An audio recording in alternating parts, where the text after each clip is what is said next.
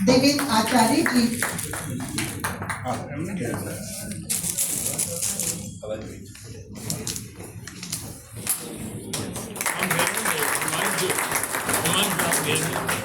आदरणीय डॉक्टर ब्रिजेश माथुर जी,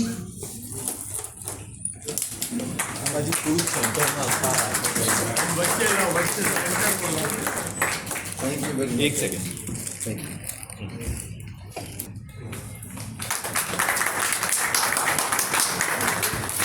आदरणीय निशा चंद्रा जी,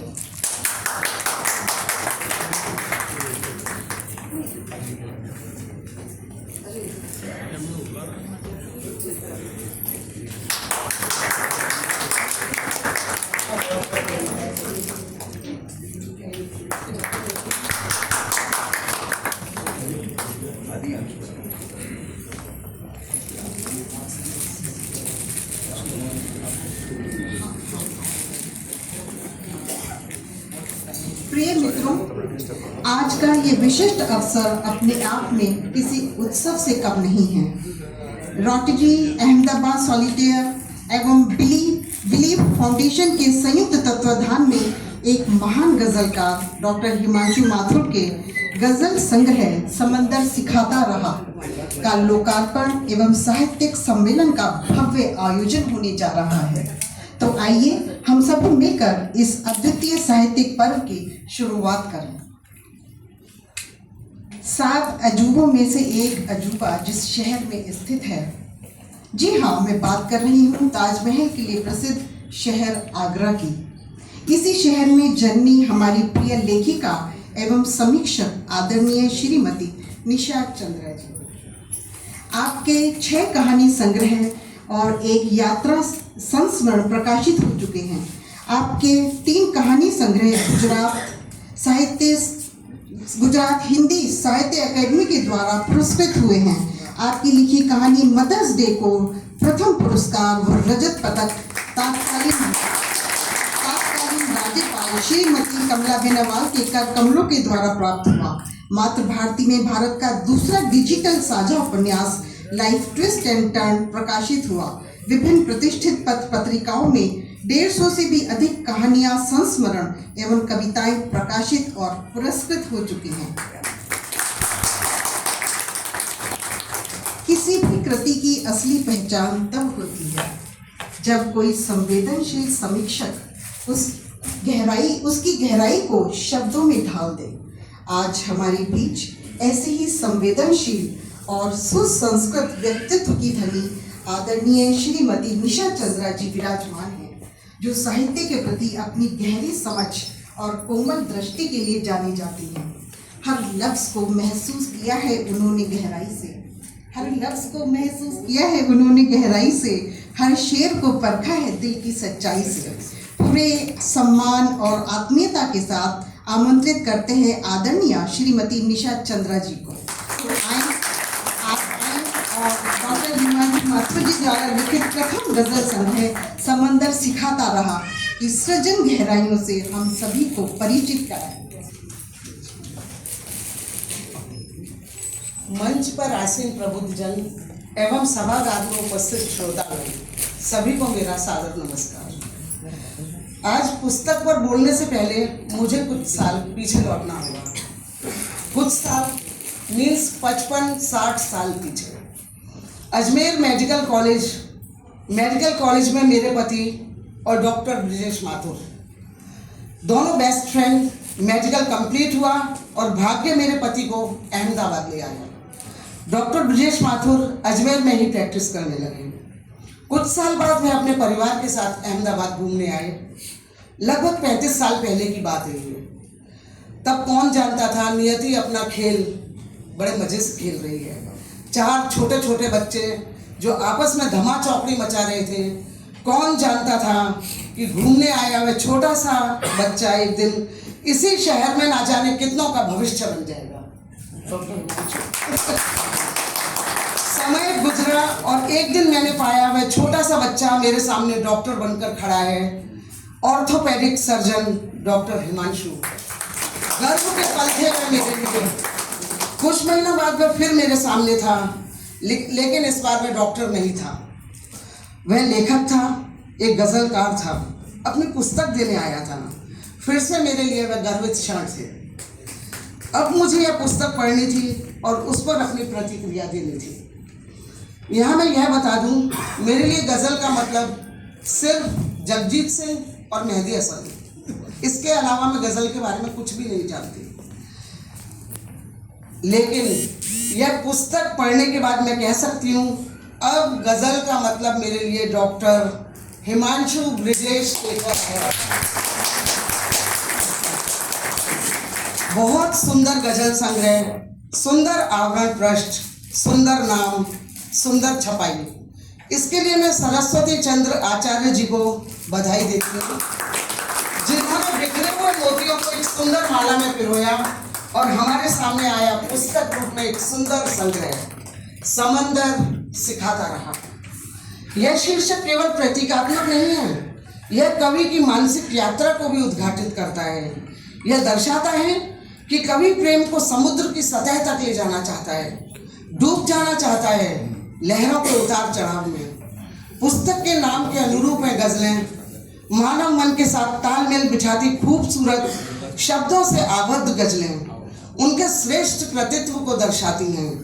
जितना मैं लेखक को जानती और पहचानती हूँ, अपने परिवेशगत अनुभवों एवं सोच को सृजन में उतारते हुए उन्होंने गांव की मिट्टी, सादगी और शून्य धर्मिता को अपनी रचनाओं में डाला, जो उनके व्यक्तित्व की पहचान भी है।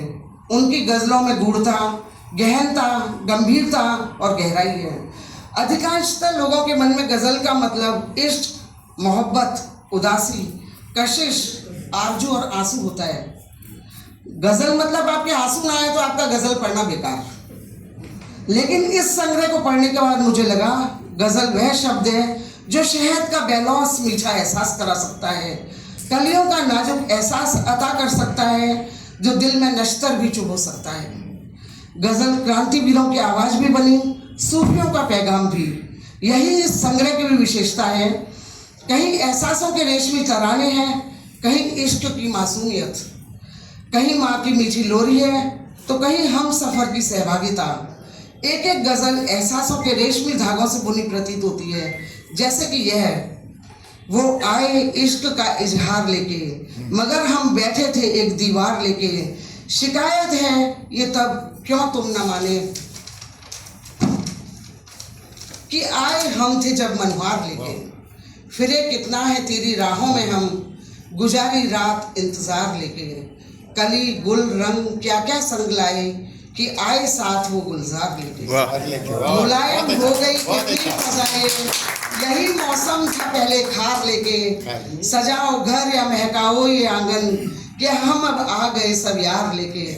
कितनी सुंदर मासूम मोहक सी गजल, कुछ कुछ भोर की उजास सी गजलें, कुछ रात की शीतल चंद्र किरणों सी, कुछ इबादत में उठी हथेलियों सी, कुछ मंदिर में बजती शंख ध्वनि सी। 69 गजलें, सब अपने आप में एक कहानी कहती सी। मुझे हमेशा से लगता है गज़ल लिखने वाले कुछ कुछ अलमस्त, दीवाने और धुनी होते हैं। ये रचते हैं एक अनूठा भावलोक। इन पृष्ठों से गुजरते हुए मुझे ऐसा ही महसूस हुआ, कोई गज़ल भौतिक जगत के आकर्षण का द्वंद्व करती सी प्रतीत होती है, तो कोई प्रकृति का सौंदर्य बोध कराती सी। अंत में मैं यही कहूँगी कि यह एक ऐसा संग्रह है जिसे जितनी बार पढ़ा जाएगा उतनी ही बार नए अर्थ और भाव सामने आते जाएंगे। हिमांशु के लिए मैं इतना ही कह सकती हूँ, अब तो कतरे भी समझने लगे खुद को दरिया, अब तो कतरे भी समझने लगे खुद को दरिया, मैं समंदर था किसी को ना बताया। Thank you so much. अब मैं हिमांशु से आग्रह करूंगी वे आए और अपनी सृजन यात्रा के विषय में हमें कुछ बताएं। तो लीजिए, जीवन के उतार चढ़ाव को कलम की नोक पर डॉक्टर हिमांशु अपनी पहली पुस्तक के साथ आए। बहुत बहुत धन्यवाद निशा जी। हर रचना के पीछे एक ऐसा रचनाकार जिसने अपनी लेखनी से विचारों को दिशा दी है, भावनाओं को भाषा दी और शब्दों को आत्मा दी। आज हमें सौभाग्य प्राप्त हुआ है कि हम रचनाकार से उसकी सृजन यात्रा सुन सकें उन क्षणों को, उन प्रेरणाओं को सुन सकें जिन्होंने इस गज़ल संग्रह समंदर सिखाता रहा को जन्म दिया। तो आइए पूरे आदर और स्नेह के साथ आमंत्रित करते हैं डॉक्टर हिमांशु माथुर जी को। कृपया आप आएँ और अपनी सृजन यात्रा अपने शब्दों, अपने अनुभवों और अपनी संवेदनाओं के माध्यम से हम सब के साथ साझा करें। इन पंक्तियों के साथ आपका स्वागत करूंगी। कुछ लोग थे जो वक्त के सांचे में ढल गए, कुछ लोग थे जो वक्त के सांचे में ढल गए, एक आप हैं जो वक्त का सांचा बदल गए। स्वागत करें डॉक्टर हिमांशु माथुर जी का। थैंक यू पूनम जी।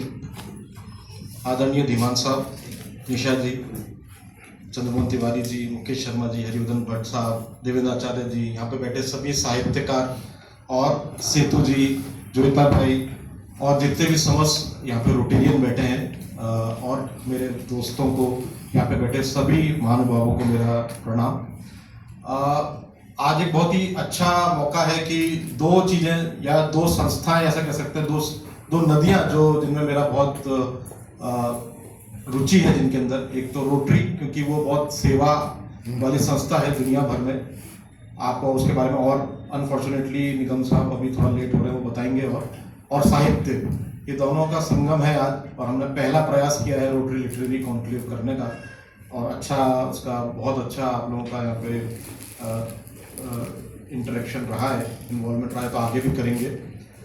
इतने बड़े बड़े साहित्यकार यहाँ बैठे हैं, तो मैं कुछ कहूँ गज़ल कविता ये अच्छा नहीं लगता है, पर अवसर है तो कहना पड़ेगा कुछ। तो शुरू करता हूँ एक शेर और एक मतले और एक शेर के साथ। अच्छा, नहीं कहता मैं उस्तादों में शामिल हूँ, नहीं कहता मैं उस्तादों में शामिल हूँ, मगर हाँ कल से ज्यादा आज काबिल हूँ। नहीं कहता मैं उस्तादों में शामिल हूँ, मगर हाँ कल से ज्यादा आज काबिल हूँ। रियाजत से, प्रैक्टिस रियाजत से निखरता हूँ मैं हर लम्हा, नहीं दूजे के मैं अपने मुकाबिल हूँ। रियाजत से निखरता हूँ मैं हर लम्हा, नहीं दूजे के मैं अपने मुकाबिल हूँ। तो ये जो सोच है कि आप रोज थोड़ा थोड़ा निखरो, अपने बीते हुए कल से बेहतर होने का प्रयास करो, ये सोच मेरे को जन्म से ही, विरासत से ही घर में मिली, साहित्य के साथ। माता पिता दोनों की रुचि साहित्य में बहुत है। फादर साहब तो आपके सामने आएंगे भी, उनके भी 2 गज़लों का किताबें आ चुकी हैं। तो अच्छी गज़ल, अच्छा साहित्य हमेशा से घर से मेरे को मिला, और जो शायर ने सब अच्छे उनको पढ़ना पहले शुरू कर दिया था।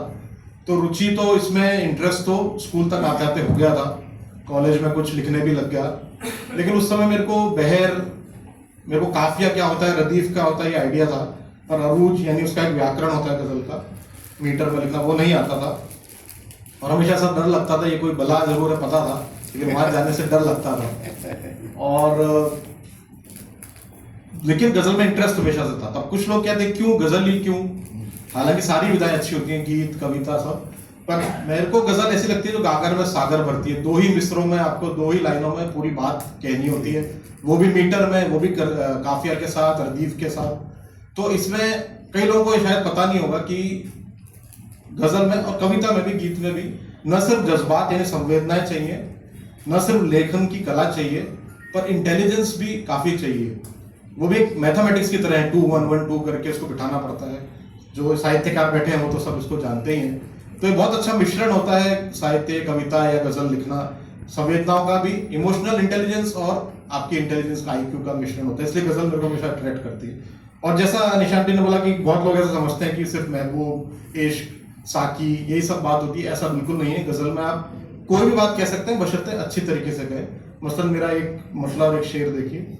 अच्छा, पढ़कर किताब इतना समझदार हो गया, पढ़कर किताब इतना समझदार हो गया, खुद दोस्तों के बीच में दीवार हो गई।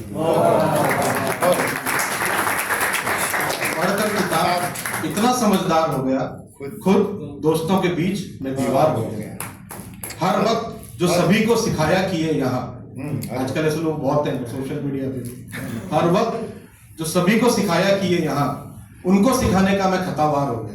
आप कह नहीं सकते किसी को कि ये देख लो गूगल पे, आप फेसबुक देख लो, बुरा मान लिया। तो ये बात भी गज़ल में कही जा सकती है, कहने का अर्थ ये था। पर तो फादर तो कह रहे थे कि तुम लिख सकते हो, तुम्हारा विचार है, प्रैक्टिस करो, लेकिन बहर सीखो, अरूज सीखो, व्याकरण सीखो। पर कुछ तो मेडिकल प्रोफेशन की भागा-दौड़ी थी, समय बीते जा रहा था, तो मैं बच रहा था बहर में लिखने से।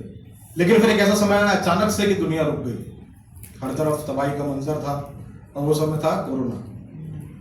डिप्रेशन से बचने के लिए, उससे उभरने के लिए मैंने फिर ये बहर सीखने की कोशिश करी। बहुत मुश्किल लगी शुरू में, धीरे धीरे कुछ आने लगा, और अब धीरे धीरे बेहतर हो रहा हूँ। उम्मीद करता हूँ कि अगली जो किताब आएगी वो इससे भी अच्छी होगी। तो इतना आसान नहीं होता है अरूज को सीखना, हमेशा चलती रहती है ये स्टडी आपकी सीखने की। अब होता क्या कि जब आप शुरू में चालू करते हैं कोई कला, खासकर लिखने की, तो विचार तो बहुत होते हैं, नए होते हैं, थॉट्स आपके पास बहुत होते हैं, उस पे कला पे नियंत्रण इतना नहीं होता है शायद, धीरे धीरे आदमी सीखता है। और उस समय जो आपकी जिंदगी में बीत रहा होता है, वो चीजें अपने आप ही स्वतः आपकी कृति में आने लग जाती हैं। तो मैं यहाँ रहता हूँ, जानते हैं अहमदाबाद में मेडिकल प्रोफेशन की भागा-दौड़ी है, दुनिया की है, तो वो स्वतः मेरी गजलों में कई बार महानगरों की जो जिंदगी है भागा-दौड़ी की, वो आप सब वाकिफ हैं, वो आ जाती है इसकी बता। मतलब एक मतलब और दो शेर देखिए। निकल कर घर से दुनिया जीत लेने के इरादे थे, निकल कर घर से दुनिया जीत लेने के इरादे थे, पर निकले तब जाना चैन से घर में हमारे। निकल कर घर से दुनिया जीत लेने के इरादे थे, पर निकले तब जाना चैन से घर में हमारे थे।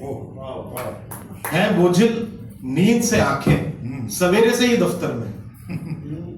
ये सब एमएनसी और कॉर्पोरेट लाइफ की बातें हैं। बोझिल नींद से आंखें सवेरे से ही दफ्तर में, कभी सपने इसी मंजिल के रातों को जगाते थे। हैं बोझिल नींद से आंखें सवेरे से ही दफ्तर में, कभी सपने इसी मंजिल के रातों को जगाते थे। और देखिए, किताबी सीख थी अपनी जगह, दुनिया जगह अपनी। किताबी सीख थी अपनी जगह, दुनिया जगह अपनी। बेचारे बच्चों को बड़े होकर घर भी बसाने थे, निकल कर घर से दुनिया जीत लेने के इरादे।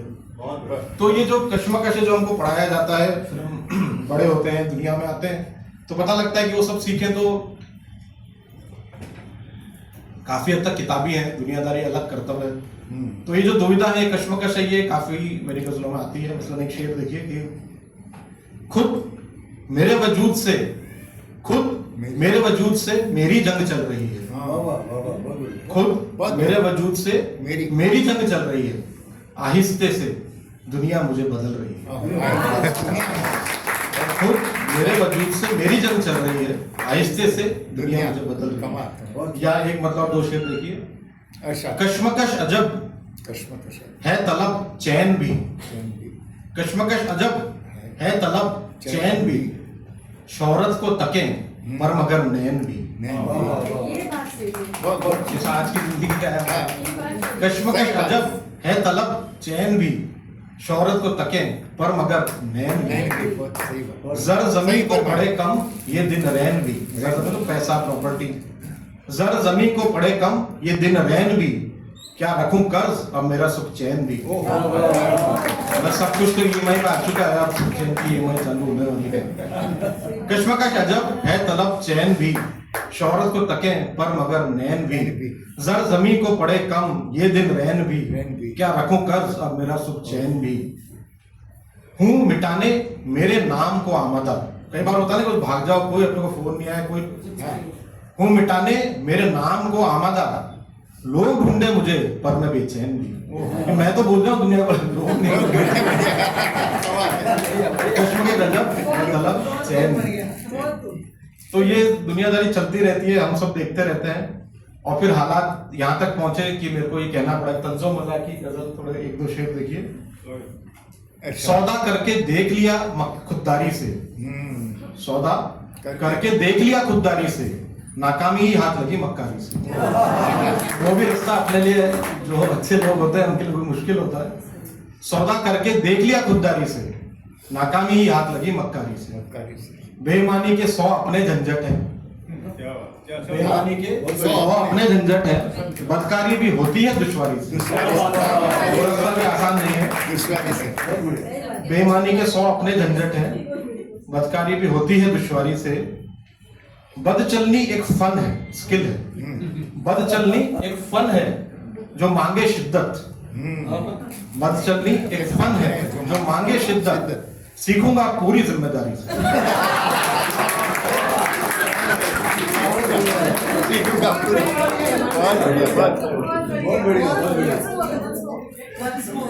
सौदा करके देख लिया खुददारी से, नाकामी ही हाथ लगी मक्कारी से। बेईमानी के 100 अपने झंझट है, बदकारी भी होती है दुश्वारी से। बद चलनी एक फन है जो मांगे शिद्दत, सीखूंगा पूरी जिम्मेदारी से। तो क्या सब दुनिया सब सिखा देती है, हमको जीना भी है और जी रहे हैं, अच्छे से ही जी रहे हैं। लेकिन अच्छा जीवन मेरे हिसाब से, और जो मैंने सीखा भी है घर में, कि सिर्फ पैसे कमाना या अपना काम करना नहीं है, वो तो है ही, वो तो हमारा प्राइमरी काम है। लेकिन अच्छा सुकून भरा जीवन के लिए 2 चीजें जरूरी है। एक है कुछ शौक होने चाहिए आपके, ये भी उसी का नतीजा है शौक का, और परिवार से या इश्क होना चाहिए जिंदगी में। ये 2 चीजें अगर हैं तो अच्छी जिंदगी है।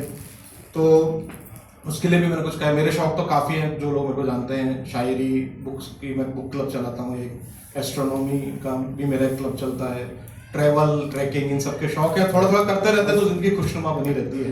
तो उसके लिए मैंने एक मतलब शेर देखे, मतलब ये दुनिया में अपने शौक को जिंदा रखा है। बहुत बढ़िया। मतलब ये दुनिया में अपने शौक को जिंदा रखा है। कब कमी है यारों की, पर खुद को कुछ तना रखा है। कब कभी मतलब ये दुनिया में अपने शौक को जिंदा रखा है। कब कमी है यारों की, पर खुद को कुछ तना रखा है। शख्सियत मेरी जुदा है घर से बाहर इस कदर ज्यों। शख्सियत मेरी जुदा है घर से बाहर इस कदर ज्यों। एक इंसान मैंने मुझसा दुनिया की खातिर रखा। घर पे आप आ जाओ और शाम को घर पे जाके सुकून होंगे तो सबसे अच्छी जिंदगी है। और इसी सिलसिले में और कहता हूँ, मेरे जैसे लोग जानते हैं एस्ट्रोनॉमी और ट्रैवलिंग का शौक है। मैं ऑब्जर्वेशन सेशन भी कराता रहता हूँ। पराग भाई और हमारे एस्ट्रोनॉमी ग्रुप के भी बैठे हैं यहाँ पे। तो एक साइंटिफिक शेर और साइंटिफिक गजल आपको सुनाता हूँ जो सच भी है। साइंटिफिक तारों से जन्मा हूँ मैं, फिर एक तारा बन जाऊंगा। ऐसा एक्चुअल में होता है। सुपरनोवा बनते हैं, उनसे हमारा शरीर उन चीजों से बना है जो कभी कोई तारे फटने से, और वापस हम मिट्टी में मिल जाएंगे, फिर ये साइकिल चलती रहेगी। तारों से जन्मा हूं मैं, फिर एक तारा बन जाऊंगा। हूं जब तक इस जमीन पर सिर्फ तुम्हारा बन जाऊंगा। तारों से जन्मा हूं मैं, फिर तारा बन जाऊंगा। हूं जब तक इस जमीन पर सिर्फ तुम्हारा बन जाऊंगा। असली सुकून मिलता है कुदरत के पन्नों को पढ़ के। असली सुकून मिलता है कुदरत के पन्नों को पढ़ के। रह के महदूद किताबों तक बेचारा बन जाऊंगा। तो ये शौक तो मैंने जिंदगी के हर आयाम पे बात करने की इसमें कोशिश करी है। सब गजलें आपको मिलेंगी, नज़्में मिलेगी। लेकिन अगर जैसे मैंने पहले कहा कि अगर इश्क ना हो, प्यार ना हो तो वो जिंदगी नहीं। और गजल तो आपको बाकी दीवान साहब बताएंगे, गजलकार फादर बताएंगे। गजल का एक्चुअल अर्थ जो असली है वो है बात करना, और महिलाओं से बात करना, प्रेम की बात करना, ऐसा होता है। तो अब इश्क भी 2 तरह के होते हैं, एक अपने देश से और एक अपने जीवन संगनी या प्रेमी या प्रेमिका से। तो दोनों के ऊपर मैंने कुछ कहने की कोशिश करी है। एक छोटी गजल और एक नज्म पढ़ के फिर मैं अपना स्थान ग्रहण करना चाहूंगा। देखिए, जो देश प्रेम है ना, वो भी आसान नहीं है, मेरे को ऐसा लगता है। ये भी काफी आपके इम्तिहान लेता है, क्योंकि हमेशा देश में चीजें बदलती रहती है और आप उतना ही करते रहे, वो मुश्किल है। तो मैंने कैसे देखा है, देखिए, दिखाता है वतन भी नाज नखरे, दिखाता है वतन भी नाज एक दिलदार के जैसे। दिखाता है वतन भी नाज एक दिलदार के जैसे। सितम हम भी सहे महबूब एक खुददार के जैसे। दिखाता है नाज वतन भी एक दिलदार के जैसे। सितम हम भी सहे महबूब एक खुददार के जैसे। मुलायम फूल सा है इश्क अपने देश का दिल में। मुलायम फूल सा है इश्क अपने देश का दिल में, कि दुनियादारी से करना हिफाजत खार के जैसे। जब दुनियादारी आ जाती है तो ये देश प्रेम साइड हो जाता है। खार मतलब कांटा। मुलायम फूल सा है इश्क अपने देश का दिल में, कि दुनियादारी से करना हिफाजत खार के जैसे। कशिश सी कोई खींचे सरजमी की ओर एक हमको। कशिश सी कोई खींचे सरजमी की ओर एक हमको। गए परदेश होते हम भी वरना यार के जैसे। बहुत सारे लोग बाहर रह रहे हैं, उनके खिलाफ हम कुछ नहीं कह रहे हैं, और वो तो उनकी सही है, पर हम छोड़ के नहीं जा सकते हैं। और निगम साहब आ गए, उनका वेलकम करता हूँ। आइए थोड़ा आपसे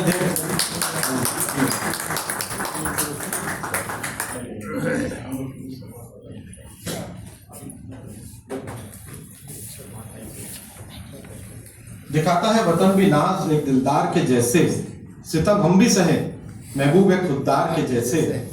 मुलायम फूल सा है इश्क अपने देश का दिल में, कि दुनियादारी से करना हिफाजत खार के जैसे। कशिश से कोई खींचे सरजमी की और एक हमको, गए परदेस होते हम भी वरना यार के जैसे। लेकिन सब कुछ सही है ऐसा नहीं है, कुछ कड़वी बातें भी कहनी पड़ती हैं, और कहना भी चाहिए, साहित्य का वो औचित्य भी है। तो जो मुझे गलत लगता है अभी जो हो रहा है वो मैं कहना चाहता हूँ। खिलाना था यहाँ मजहब गुले गुलजार के जैसे। गुले गुलजार वो बाग होता है जिसमें अलग अलग तरह के किस्म के रंग के फूल मिलके रहते हैं। खिलाना था मजहब यहाँ गुले गुलजार के जैसे, नजर आता मगर वो हर जगह दीवार के जैसे।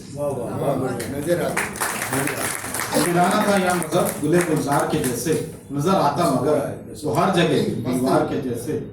और आखिरी शेर इस सिलसिले का, अलग हो सिमत सबकी दिशा, अलग हो सिमत सबकी तो बड़े आगे वतन कैसे। अलग हो सिमत सबकी तो बड़े आगे वतन कैसे। चलो देश सब साथ एक बार साझेदार के जैसे। बहुत अच्छे, बहुत अच्छे। दिखाता है वतन के नाम दिलदार के जैसे। अब आखिरी में जो सबसे जरूरी है, मैडम भी यहाँ बैठी हैं, कुछ कहना जरूरी है। जो मैंने बोला था वो होना ही चाहिए जिंदगी में, लेकिन उस पर अलग सा मैंने जो विवाहित जीवन पे जो प्यार होता है, जो कुछ साल हो जाते हैं विवाह को, उसके बाद क्या होता है, उस पर एक नज्म लिखी है। इसमें सारी गजलें हैं, एक नज्म है सिर्फ जो आखिर में है। और मैं कह रहा हूँ कि आज़ाद नज्म है, नसरी नज्म नहीं है, इसमें बहर का पूरा ध्यान रखा गया है, काफी और रदीफ नहीं है, लेकिन बहर में है ये। और उसका उन्वान होता है, नज्म का टाइटल होता है, गजल का नहीं होता है। वो उन्वान है किताबें और कपड़े। मेरे किताबों को जमा करने से वो बेहद खफा रहती है। मेरे किताबों को जमा करने से वो बेहद खफा रहती है, लेकिन फिर वही उनको सजा के रखा करती है। वही सजा उसके लिबासों को उठाकर जगह पे मैं रखा करता हूँ। कहती है वो कि क्या जरूरत है कबाड़े को भरो, फिर देर शब तक तुम जगो, पलटो किताबों के वरक, बेकार के तुम सवालों में फंसो। कहती वो कि क्या जरूरत है कबाड़े को भरो, फिर देर शब तक तुम जगो, पलटो किताबों के वरक, बेकार के तुम इन सवालों में फंसो। होता नहीं तुमसे कि फेरो हाथ सिर पे मेरे, या फिर कम से कम कर दो मदद बच्चे सुलाने में। नहीं आता समझ कैसी ये नादानी है, तुमको क्या परेशानी है, पूछूं मैं चिढ़ा बैठा हुआ, रूठा हुआ उखड़ा हुआ। ये सब किताबें शेल्फ में रहती हैं अपने घर बुजुर्गों की तरह। इसमें तवज्जो दीजिएगा, ये सब किताबें शेल्फ में रहती हैं और अपने घर बुजुर्गों की तरह, इस जिंदगी में राह दिखलाते तजुर्बों की तरह। ये सब किताबें शेल्फ में रहती हैं अपने घर बुजुर्गों की तरह, इस जिंदगी में राह दिखलाते तजुर्बों की तरह। ये सब कबाड़ा कब है, ये सब तो खजाना है, विरासत है मेरी जो मैं करूंगा एक दिन, बेटों के ही तो सब नाम, बोलो इस खजाने का है कोई दाम। कपड़ों और गहनों की तरह ये है नहीं केवल बदन को ही सजाने के लिए, कपड़ों और गहनों की तरह ये है नहीं केवल बदन को ही सजाने के लिए, ये रोशनी है तीरगी में रास्ता को दिखाने के लिए। ये रोशनी है तीरगी में रास्ते को दिखाने के लिए। मालूम है मुझको कहेगी फिर वो क्या, बात बड़ी बेहद बड़ी है तुम्हारी पर नहीं है फायदा, बात बड़ी बेहद बड़ी है तुम्हारी पर नहीं है फायदा, जानते हो अच्छी तरह किसका चले यहाँ कायदा। घर है किताबें ये बुजुर्गों सी, घर है किताबें ये बुजुर्गों सी, तो अलमारी मेरी मानो जवानी। घर है किताबें ये बुजुर्गों सी, तो अलमारी मेरी मानो जवानी। खुशनुमा पहचान हो घर की तुम्हारी, जो मैं दूंगी बाद में बहुओं को हमारी। ये लड़ाई रोज होती है हमारे बीच लेकिन कब सुलझती है, ये लड़ाई रोज होती है हमारे बीच लेकिन कब सुलझती है, जरा सी बात पर ये लौ सुलगती है। मगर तकरार कब है बल्कि आदत है हमारी, क्योंकि 17 साल की शादी नहीं तारीफ पर चलती है, ये तानों पे ही पलती है। अगर तकरार कब है, बल्कि आदत है हमारी, क्योंकि 17 साल की शादी नहीं तारीफ पर चलती है, ये तानों पे ही पलती है। अगर सच कहूं तो सुबह मेरी तब है होती, जब उसे देखूं चमकता एक नई पोशाक में, और नींद उसको तब तक आती नहीं जब तक ना देखे वो मुझको ढूंढता हुआ कुछ उस ताक में। नजदीक बिस्तर के लगा जो बल्ब है, वो रात को जलता है पन्ने जब पलटता हूं मैं। पीली रोशनी मध्यम जताती है पिता के ताप को, और छाया मेरी पुस्तकों की चांदनी माँ नाम की है, जो हमारे बीच सोते नन्हे मुन्नों के लिए। पीली रोशनी मध्यम जताती है पिता के ताप को, और छाया मेरी पुस्तकों की चांदनी माँ नाम की है, जो हमारे बीच सोते नन्हे मुन्नों के लिए। वो दाग के होठ को मुस्काते हैं और धीरे से सो जाते हैं। हर दिन कहानी दोहराती है, मैं कपड़ों को जमाता हूँ, किताबों को वो जमाती है। आप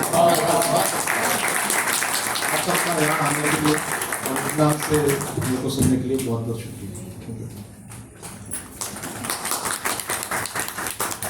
बहुत धन्यवाद हिमांशु जी। वाह, कितनी सुंदर भावनाओं से भरी सृजन यात्रा थी, जिसमें विचार थे। वाह, कितनी सुंदर भावनाओं से भरी सृजन यात्रा थी, जिसमें विचार थे, अनुभूति थी और सृजन की चमक थी। अब वो पावन क्षण आ पहुंचा है जिसकी हम सब प्रतीक्षा कर रहे हैं। वह क्षण, वह विचार पुस्तक के रूप में जन्म लेगा, जब शब्दों का संसार सजीव रूप में हमारे सम्मुख आएगा। जी हाँ, अब समय है इस शाम के सबसे विशिष्ट क्षण का।